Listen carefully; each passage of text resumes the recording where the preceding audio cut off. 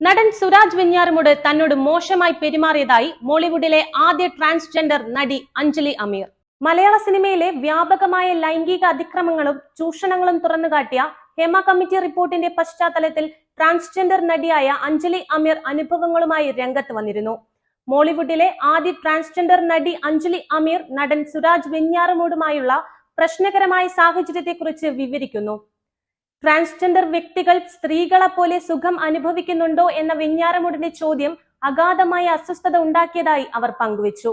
ഇതിനെ തുടർന്ന് മമ്മൂട്ടിയോടും സംവിധായകനോടും പരാതിയുമായി സമീപിച്ചിരുന്നു എന്നും അവർ പറഞ്ഞു. തുടർന്ന് വെഞ്ഞാറമൂട് ക്ഷമാപണം നടത്തുകയും സംഭവത്തിന് ശേഷം പിന്നീട് തന്നോട് അനുചിതമായി പെരുമാറിയിട്ടില്ലെന്നും അഞ്ജലി പറഞ്ഞു. ട്രാൻസ്ജെൻഡേഴ്സിന് സ്ത്രീകളുടേതിന് തുല്യമായ സുഖമാണോ എന്ന സുരാജ് വെഞ്ഞാറമൂട് എന്നോട് ചോദിക്കുന്നതിൽ വരെ എനിക്ക് ഉത്തരം വേദനാജനകമായ അനുഭവങ്ങൾ നേരിടേണ്ടി വന്നിട്ടില്ല. ഞാൻ ശക്തയാണ്. എന്നാൽ ഈ ചോദ്യം എന്നെ വല്ലാതെ ദേഷ്യം പിടിപ്പിച്ചു. ഞാൻ അദ്ദേഹത്തെ താക്കീത് ചെയ്യുകയും മമ്മൂട്ടിയെയും സംവിധായകനും അറിയിക്കുകയും ചെയ്തു. വെഞ്ഞാറമൂട് ക്ഷമാപണം നടത്തി പിന്നീട് ഒരിക്കലും എന്നോട് അത്തരത്തിൽ സംസാരിച്ചിട്ടില്ല. അത് ഞാൻ അഭിനന്ദിക്കുന്നു, അമീർ പറഞ്ഞു.